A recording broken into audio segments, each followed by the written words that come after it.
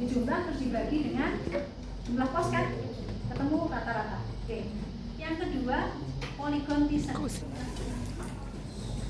Nah, ini juga kita panjangkan, kita panjangkan. Ini kita panjangkan, saya nggak tahu ini kalau gambarnya bagus, biasanya nanti ketemunya bagus. Kebetulan ini segitiganya tumpul, kalau segitiganya tumpul itu dibagi tengah-tengah yang tegak lurus bisa biar baik. masuk ke situ sore. Batas daerah kalau begitu, ini berarti kan kita punya 4 pos hujan ya.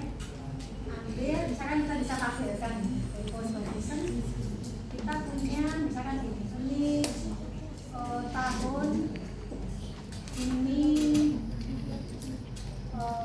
tinggi hujan ini pos 1, ada pos 2, pos 3, pos 4 gitu ya.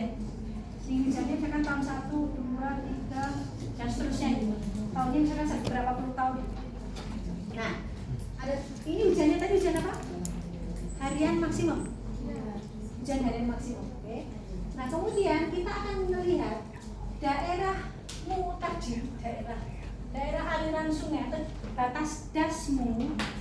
Batas dasnya ini kan yang mana ya? Warnanya kalau mana? Batas dasnya adalah yang ini ya. Daerah tangkapanmu adalah yang hijau ini ya. Ini adalah daerah tangkapan airmu, apa DTA-mu itu ini, wilayahmu itu ini. Misalkan ini. Sekarang untuk berapa di metode polygon Thiessen kita akan menghitung berapa pengaruh pos hujan terhadap wilayah masing-masing. Kalau yang dimaksud dengan pengaruh adalah daerah yang dibatasi oleh garis bagi. Garis baginya mana? Yang ini tadi ya? Ya. Jadi kalau itu dari pos 1, daerah pengaruhnya seluas mana? Yang dibatasi garis ini ya? Daerah 1 berarti ini.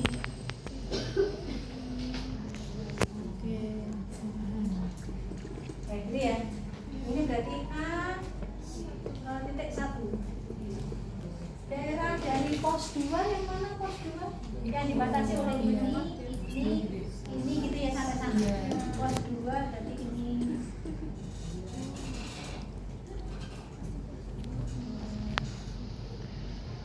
Ini adalah A2. A3-nya yang mana? Ya submit ini kan. A3-nya ini.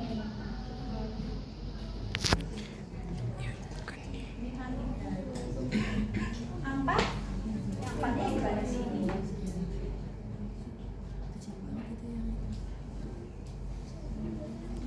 Nah, ini A4. Oke. Berarti kalau gitu kalian akan punya daerah pengaruh pos 1. Oke, berarti kalau di sini A1 plus A2 plus A3 plus A4 ini kan sama dengan A total kan? Luas wilayahmu total kan? Ini A total. Berarti nanti faktor pengaruh atau weighting faktor atau bobot pengaruhnya, berarti untuk pos 1 bobot pengaruhnya adalah luas A1 dibagi luas total. Berarti nanti ada faktor pengaruh dari pos 1 adalah luas A1 atau ini. Faktor pengaruhnya berarti nanti ada faktor pengaruh F1 adalah luas A1 dibagi dengan A total. Gitu. F2 berarti luas A2 dibagi A total, gitu ya. Terus sampai F3, A3 dibagi A total dan F4 sama dengan A4 dibagi A total, gitu ya. Jadi kalau gitu tinggi hujan wilayahnya bagaimana? Tinggi hujan wilayahnya adalah tinggi hujan di pos 1 kita kalikan dengan F1. Jadi nanti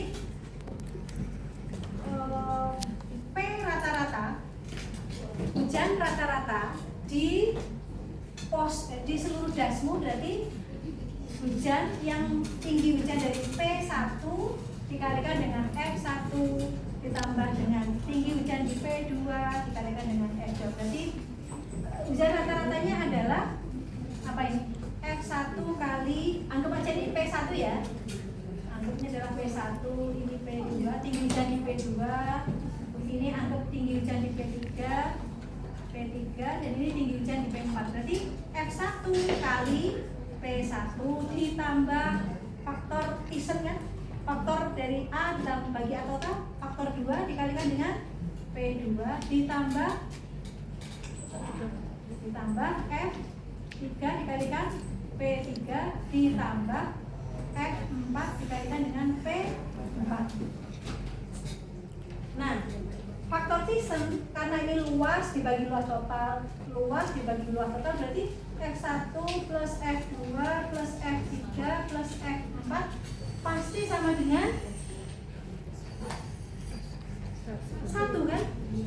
Sama dengan 1 karena A1 plus A2 plus A3 dibagi A total pasti maksimal sama dengan 1.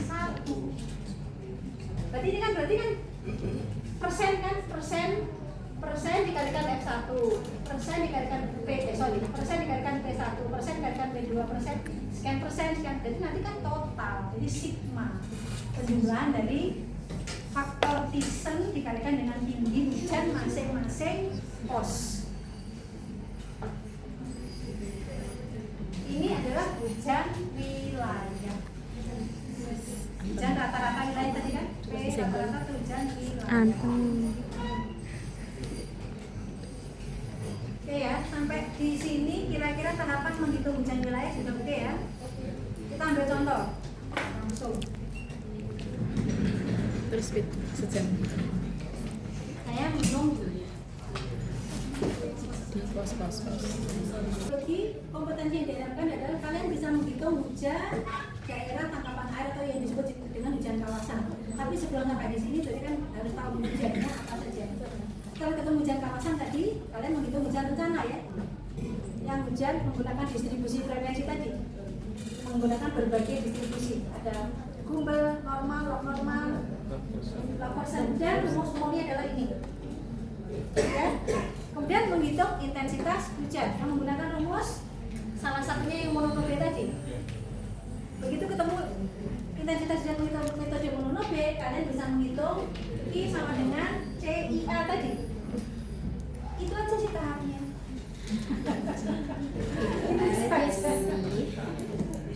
Sesederhana itu. Katanya kalau kata siapa sih yang suka bilang begitu siapa ya? Sesederhana itu, sesimpel itu. Siapa yang suka bilang gitu? Kayaknya berapa macam ada 2 ya? Hujan manual dan hujan otomatis. Saya jelasin kayak di sini ya. Pokoknya hujannya inputnya nanti data hujan harian maksimum. Bagaimana mendapatkan hujan harian maksimum? Ada 2 alat penakar hujan. Ada alat penakar hujan harian manual yang dibacanya itu sehari sekali, jadi 24 jam sekali. Misalkan jam 7 pagi alat ukurnya itu dibaca, ditabung itu berapa tercatatnya gitu. Nanti dicatat, misalkan ini dalam satu tahun berarti ada ini Januari sampai tanggal 31, Februari mungkin sampai 28 atau 29 dan sebagainya. Dan tiap hari itu dicatat berapa hujannya. Kalau ini misalkan nanti baru tanggal sekian ada hujan, berarti memang hujannya tanggal sekian baru ada dan seterusnya. Kemudian selama 365 hari ini dicari yang maksimum. Contohnya ini, Januari cari yang maksimum, ini ada jumlah hari hujannya berapa, total hujannya mana. Yang maksimumnya di sini. Ini hujan maksimum di bulan Januari sampai ininya selama 365 hari itu kalian cari satu angka maksimum. Ya, ini untuk satu pos hujan. Dan ini baru 1 tahun. Kalau datanya ada berpuluh-puluh tahun, ya tinggal nyari find maksimum. Kita akhirnya membuat tabel ini tadi. Berarti yang dimasukkan ke sini adalah hujan maksimum tahun pertama pos 1, hujan maksimum tahun pertama pos 2, di waktu yang sama ya, di tahun yang sama. Dan akhirnya kita punya data yang panjang. Baik, kemudian data berikutnya ini contoh. Jadi pencatatan hujan itu bisa manual, yang tadi yang saya bilang 24 jam sekali dibaca sekali. Yang kedua adalah apabila kita menggunakan penakar hujan otomatis. Kalau penakar hujan otomatis kita bisa membaca setiap hujan itu, misalkan hujannya terjadi berapa jam, ada berhenti hujan, atau mungkin hujannya berapa lama durasinya. Aku juga ada. Kita bisa baca di sini. Ya, misalkan ini jam hujannya terjadi antara jam 1 sampai jam 4. Tinggi hujannya jam 1 sekitar 0,6. Ini kemudian turun lagi 0,2. Kemudian ada yang naik 0,7, ada yang 0,8. Nanti kalau dijumlah selama 24 jam berarti kan kita jumlah ini. Kita jumlah total segini, ketemulah 2,3. Nah, bagaimana